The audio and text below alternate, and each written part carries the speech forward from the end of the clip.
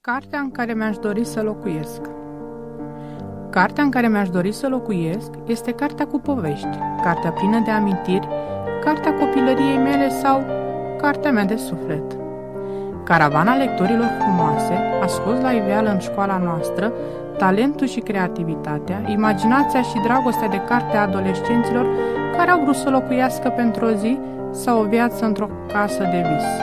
Au citit și au desenat, au scris și au creat o lume de poveste în care să poată locui și în care personajele pot schimba lumea. Printre câștigătoare se numără și Cristina Pupăză, o adolescentă de 17 ani din clasa 11-a, pentru care poveștile fraților Grimm au fost cartea în care și-ar dori să locuiască. De ce? Păi cum să nu-ți dorești să mergi la bal alături de cenușăreasă, în dovleacul ce se transformă în caleașcă? Cine n-ar vrea să ia cina la palat alături de albă ca zăpada și să se plimbe prin pădure alături de scufița roșie sau de pitici? Vă amintiți gustul din gând al căsuței de turtă dulce din povești? Există oare cineva care nu și-a imaginat măcar pentru o clipă cum ar fi să guște o bucată din perbazul sau ușa făcută din aluatul fraget și aromat cu scorțișoară și vanilie?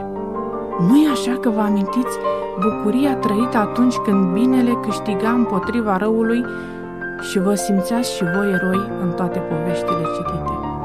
Ei bine, Cristina a reușit să-și convingă și colegii că lectura devine o pasiune atunci când descoperi cum poți schimba lumea, cum povestea devine talent, cum imaginația poate să-și plimbe creionul pe hârtie și la sfârșitul călătoriei desenul să prindă viață.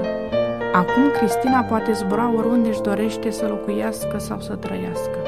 Și da, Cristina a mărturisit cu voce tare în fața tuturor că a crescut și visat alături de basmele fraților Grimm. Aceștia i-au ghidat pașii copilăriei, i-au deschis porțile visării și i-au permis să pătrundă în lumea lor magică, plină de lumină, culoare și inocență, i-au bucurat copilăria și permis să viseze, i-au dat aripi să cunoască tărâmuri neumblate. Frații Grimm au ajutat-o să păstreze într-un sertar al sufletului poveștile, imaginile și gândurile care au ajutat-o să crească frumos.